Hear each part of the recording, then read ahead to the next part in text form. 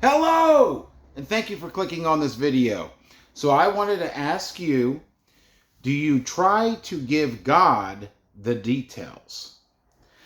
Um, and so there's really kind of a couple things about this question. And and I'm going to have some Bible verses here later on about this, but I wanted to ask you, do you try to give God the details? And so what I mean by that is, like, if you're asking God for something, do you try to package that request with all the details? Meaning, um, you're basically telling God how to do it. Um, so, so what I mean, like, usually we have our own expectations. Okay, um, so like, we can be like a kid at Christmas time. Okay, so what I mean by that is, like, the kid saying, "I want a Red Ryder 2000 slot loaded air rifle." Okay, with a 10 times scope or whatever. Okay, like, we're like kids sometimes. I know for me at least, really starting my relationship with God as a believer, I was like a kid. When I did ask God for something, I was trying to give him the details. Now, in that example, taking that example, another step, when the kid asked for a Red Ryder 2000 whatever slot loaded, scope air rifle, what is the kid really asking for? Okay, and this is where I know for me, I didn't really realize this level until a few years ago. So it took me a long time to learn it. So I want to bring it to your attention. So when that kid is asking for that specific air rifle, what is the kid really wanting? He's wanting what he believes the air rifle will give him. Okay? It doesn't matter about the air rifle. Okay? If he doesn't think it's going to give him what he wants, what he thinks he needs or wants. Okay? He thinks that's going to satisfy something that he is craving. Okay, probably he thinks it's cool. Show it off in front of friends. Be able to play with maybe friends that already have one. Maybe be able to go and just basically have time or enjoyment. Probably more than likely, show off or enjoyment. Okay, fun. So that's really what he's asking for. Okay, so let's say that kid, it's Christmas morning, he's looking for that air rifle, and he doesn't get an air rifle, and then he's disappointed. Okay? My parents don't love me. My parents don't listen to me. My Christmas is ruined. All that stuff is, could be that kid's conclusion, basically disappointment, which is painful, because he set the expectation that the fun and enjoyment and the completeness of Christmas for him was going to be getting this one thing. Okay? But he got a bicycle. Okay? Let's say he got a bike. Well, I don't even know how to ride a bike. So he's not really excited about that. It's wintertime, there's snow outside. He's not excited about that. Springtime comes. His parents take him out on the bike, teach him how to use the bike, and then pretty soon he's riding circles around his friends. He's being able to go in places he's never gone before. And he's having way more fun and enjoyment because it's infinite places he can go than what that Red Ryder BB gun would have given him. Okay? So I'm hoping I'm explaining, like, you're picking up what I'm putting down here. Okay? So his request and truly, even if he wasn't aware of it, was to really have fun and enjoyment, be able to show off, let's say, in front of friends. And he got that, but he got that in a way he didn't expect. And he got that in a way that he didn't think that was the way. Okay? And he went through pain through the winter months until the springtime because he set the expectation that this is the detail, this has got to be the way to give me what I'm really seeking. Okay? Hopefully you're picking up what I'm putting down. Because God gives good gifts. Okay? And I know for me, I'm definitely guilty of this, and I want to bring this to awareness because you may not even be aware of it. Okay? Like the kid wasn't aware of it. Okay? He actually ended up getting his request satisfied plus. It was even greater than what he could have imagined because he didn't know what a bike could do for him. He just knew that he couldn't ride the bike on Christmas morning because there was snow outside. He knew that he didn't know how to ride a bike. Now he knows how to ride a bike, and he has all these other experiences branch off from that bike because he can go down to the school playground. He can go to a buddy's house that before he had to have his parents drive him there. Like hopefully you're seeing what I'm putting down because it's so important. When you're asking God for something, okay, you may think what you're asking for comes in this package, okay, comes from this thing outside yourself, okay, but you really have to ask what are you really asking for, okay? Like if you're asking for a new car, okay, what are you really asking for? You want to be able to go where you want to go, okay? So like don't ask for that Corvette because let's say it was a teenager, because we're all kids, so I'm trying to put this into perspective from our perspective as adults or however old you are, from that perspective to like a kid. So let's say a kid, you just got a driver's license and he wants a car, but for him, it's got to be a Corvette. Okay, it's got to be a 6-speed whatever stick Corvette, 6-shift Corvette. And he actually gets this rusted out, a little or used, let's just say used Corolla. Okay. And he's disappointed because he thought his expectations was in this little box. Okay. So his buddies got, like let's say Camaros or Mustangs or whatever, and he's got this Corolla.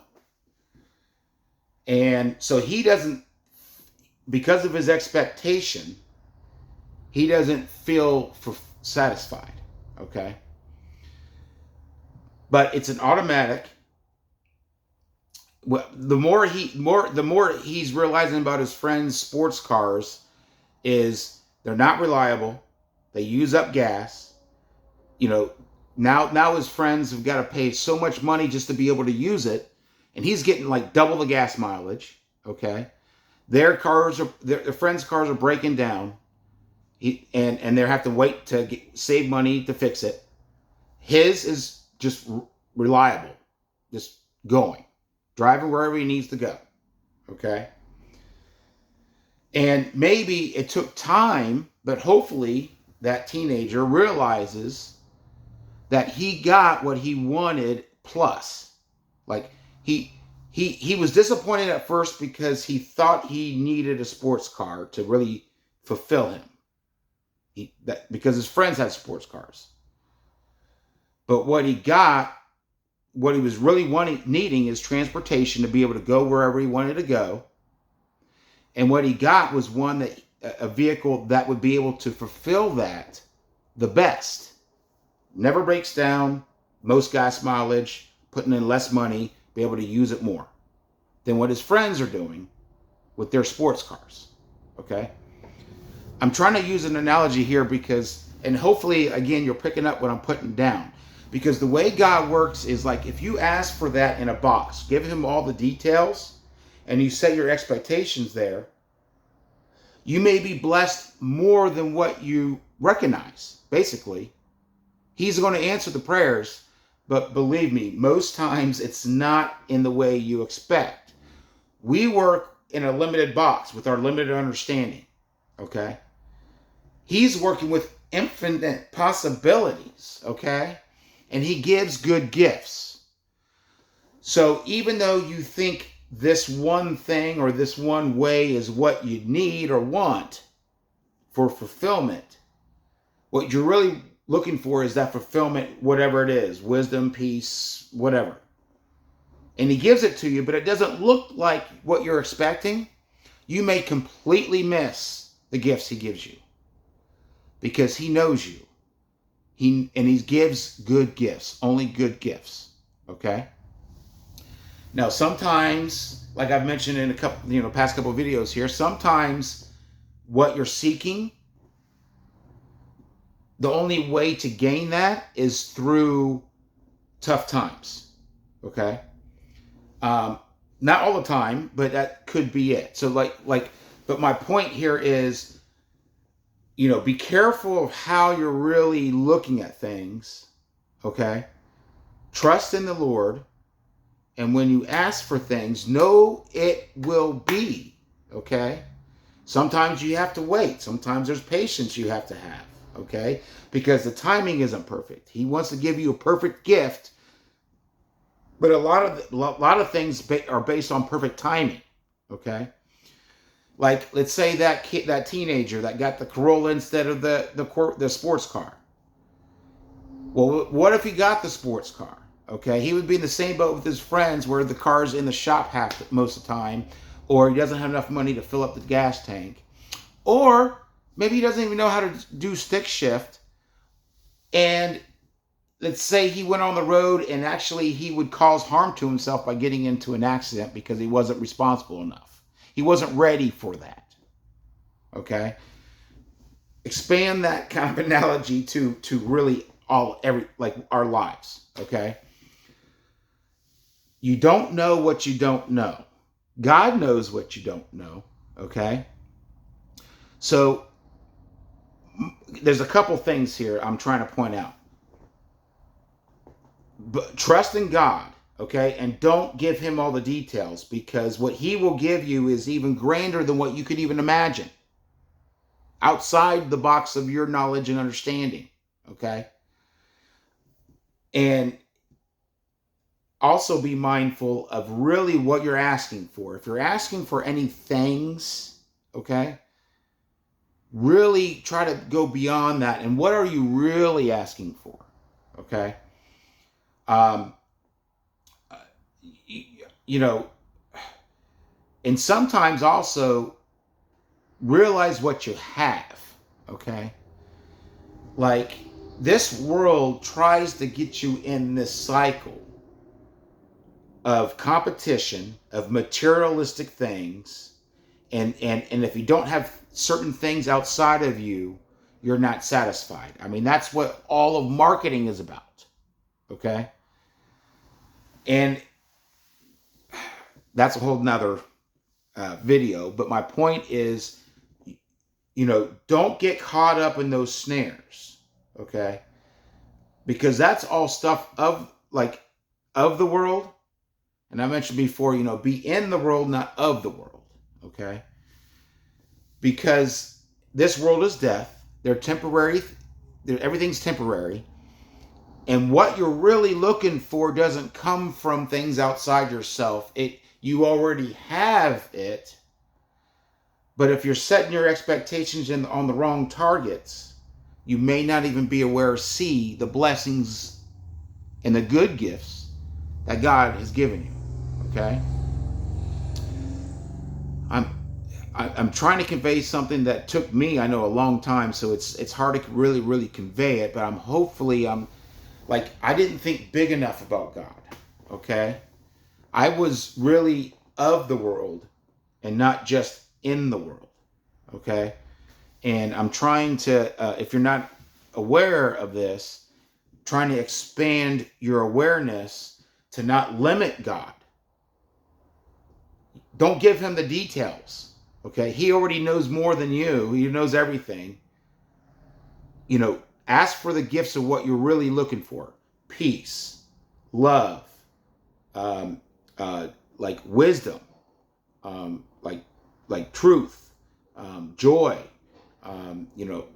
patience, all that stuff. Like patience. Like if you ask for patience, he's probably going to make you stronger with patience, but it's going to be painful getting there. Okay? I know that's what he's working with me right now. Okay? So don't. I'm trying to give you an expanded awareness, because we get caught up of things of the world and miss the things that are really real, the blessings that are really good gifts from our Father. Okay? So I'm going to read, I know, I'm sorry, I've been talking a lot about this, but I really hopefully convey this. Please always ask questions, comments and stuff, below. If I'm not making it clear, but hopefully I'm making it clear. Like when you ask God for something, and I want to read verses here, but when you ask God for something, ask what, try to make sure, be aware of what you're really asking for, and don't limit God by giving him all the details and just have your expectations in this little box. Because then that's when the magic happens, and that's when growth happens. And that's when just things beyond your like what you can think of, literally come to pass, and like that kid with the car, got his license and went that car. He didn't get the sports car because it wouldn't have been good for him. Okay? The Corolla was good for him and satisfied what he was really looking for beyond what he expected. And sometimes we're not ready for what we're asking for. And sometimes we have to go through painful things to get ready to have what we're asking for. Okay? So it's not a worldly way of thinking. Okay? If you get a gift, but you don't know how to use it, is it really a good gift? No. So sometimes we have to be patient, and he prepares us to really have the gifts that go beyond what we could ask for, because we're working inside a limited box. He isn't. Okay? So anyways, I know I've been talking a long time already, like 18 minutes. I'm sorry. But I'm going to read some verses here and then end this video. The first one I'm going to read is Matthew chapter 7, verses 7 through 11. Okay? And our Lord Jesus Christ is speaking here. Ask, and it shall be given you. Seek, and ye shall find. Knock, and it shall be opened unto you. For everyone that asketh receiveth, and he that seeketh findeth, and to him that knocketh it shall be opened. Or what man is there of you whom, if his son ask for bread, will he give him a stone? Or if he asks a fish, will he give him a serpent? If ye, then, being evil, know how to give good gifts unto your children, how much more shall your Father, which is in heaven, give good things to them that ask him? So that right there is talking about, in a way, what I just talked about. Like, trust the Lord, trust our God. He loves you infinitely. Okay? And if you ask for something, instead of saying that he didn't give it to you, try to look at it as, what is he giving you? Okay? Are you ready for it? Is what you're really thinking about or asking for a good gift for you? Okay? And because he answers all prayers. But again, it's not about material things. Because what if you ask for win the lottery, let's say? You think that's going to satisfy all your needs, okay? Say he gives you the winning lottery ticket, and then you have so much money, more problems, like say that you're a target for people. Not only that, but you're always hounded, you're always followed. Or let's say that you use the money to buy things that are not good for you. Let's say you start becoming an alcoholic or a drug addict or whatever, and you go down the road, and then it's all down the tubes. And then what do you have? You have addictions. You know, you have enemies. So be really, try to be mindful of what you're really asking for, and don't give God the details. He will provide for you, which can expand your whole awareness, give you new experiences that you've never could have dreamed of. Okay? Just know he gives good gifts. If you know how, like our Lord says, if you being evil, we're sinful, we're not loved 100% of the time.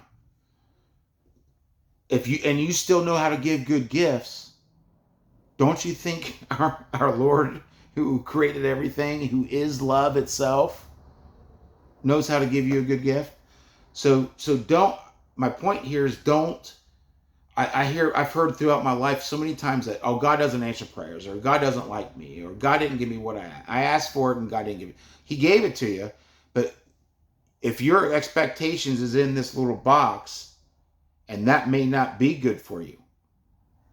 So you have to look at it as what is God doing for you? What is he doing? How is he getting me ready for it? Or maybe you already got it and you don't really realize it because you're looking in such a small binoculars. You're missing everything that's going on around you. Okay. So, anyways, I'm sorry. I know I'm talking about a long part of this, but this is so huge because I think people. I know I've heard people that are turned off of God and then stops believing in God because their prayers aren't answered. Well, your prayers are answered. It just may not be how you're expecting. Okay. The next one I'm going to read is James chapter 1, verses 5 through 7. If any of you lack wisdom, let him ask of God, that giveth to all men liberally, and upbraideth not, and it shall be given him. But let him ask in faith, nothing wavering, for he that wavereth is like a wave of the sea driven with the wind and tossed. For let not that man think that he shall receive anything of the Lord. And it goes partly with our free will. We have a choice. If you ask God for something, but really inside you're not asking for it because you don't think it will happen, then you're not really asking for it. Does that make sense? And the thing is part of this, part of this, because I've mentioned this before. Like when I was younger, I know people like in like some churches or whatever be like, you doubt, so you're bad. You're doubting. Like it's on you. The thing is, a little bit of that is true, but not really. I mean, you have to be authentic. You have to be truthful. If you've never experienced God, then you really don't know.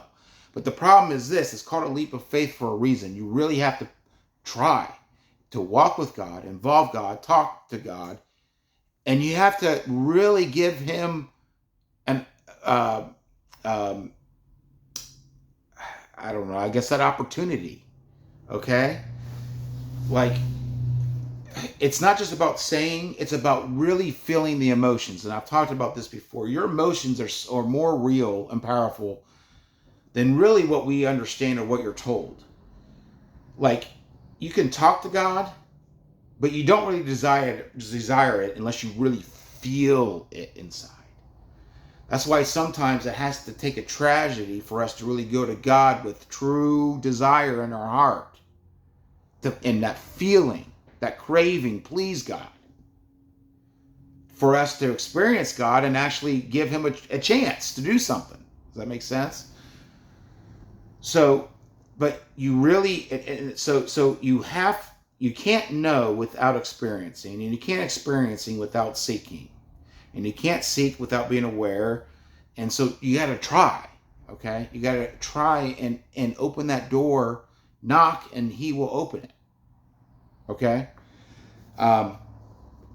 Sorry, this is going on really longer than I planned, but this is important because I dropped my note. Excuse me here for a second. But, I think really some people are stop believing or giving, walking with God because they think because of a lie. Okay. And I'm trying to make things, connect the dots and make it clear for people who don't know. Okay. But the thing is this, he wants you to know. So it's not like anything special or anything about me, but I'm trying to help those who don't know because I didn't know. So it's like I'm trying to talk to my old self, okay? Because once you get this and once you know through experiencing God, with walking with him and being love and truth and doing it, and you experience, the more you experience, it's what we're created for. Okay? There is no more searching. There is no more temporary. There is no more fear, worry, stress, like all that stuff. And so many people are going through that because they just don't know. And so I'm very passionate about this because God gives you good gifts. He's not going to create you and just kind of throw you out to the wolves.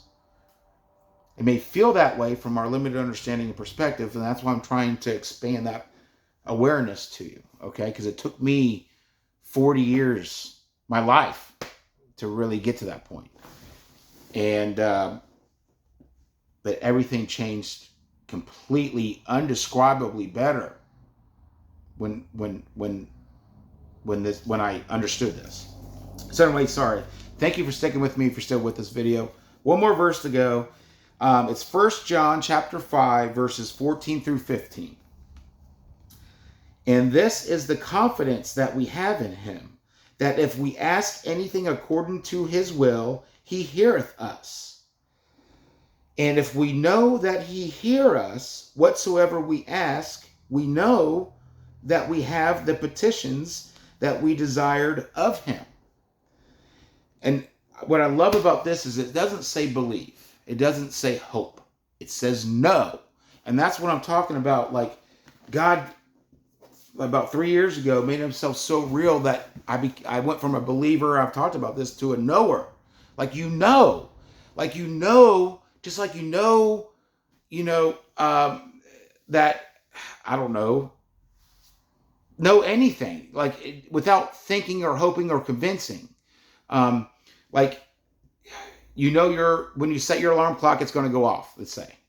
Or when you open the fridge, that steak you bought is going to be there waiting to cook or whatever. Like you don't think about it because you already know it. Does that make sense? Like, you don't have to convince yourself of it. You don't have to hope that steak's there. You know it's there. Okay? You know it's there because you put it there, but you know how it got there. But you got to take that a step further. You know God gives good gifts. You know nothing's out of his hands. You know he can do it. And you know he loves you. Like, you don't have to convince yourself and hope and stuff. There's a way big difference. And when God made himself real, and there was a lot of things that happened quickly in my life, thank you God,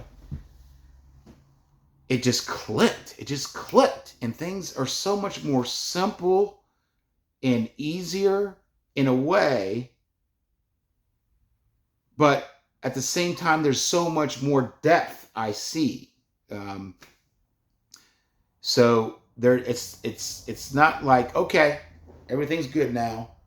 There's still a walk. There's still trials and tribulations. There's still growth. There's still things I got to work on, all that stuff. That happens. But I'm not wasting time trying to gain possessions that are temporary. I'm not wasting time worrying about things because I think there's chaos and randomness and coincidences. I know who's got this. I know who loves me. Okay, that's another thing. I don't have to go looking for a completeness in my heart, trying to find it through people. It's really God who is love, and I have him. He's always with me. He's always with you. But you get that through people. Does that make sense? So it's not like you don't put your faith in material things or worldly things, because you're setting yourself up. It's an illusion. Like that doesn't come from those things. It comes from God.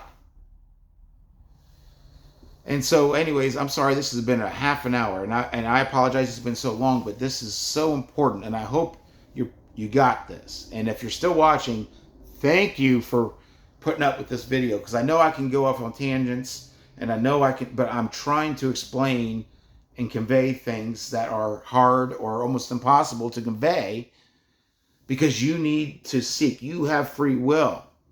If you don't want to know this, you're not going to see it. But I'm telling you, you want to know this, okay? You want to get this. This is what it's about. It's what we're created for, okay? It's the way things work. It's truth, and the truth will make you free. It's so great. It's beyond words. I'm trying to express what he's done for me. And he wants to do it for you and everyone out there, okay? So anyways, and of course, any questions, comments, please put below. If you like the video, please thumbs up, and subscribe if you haven't already subscribed, and ring-a-ding-a-ling that bell for notifications to let you know when I upload videos. And as always, stay strong, and God bless.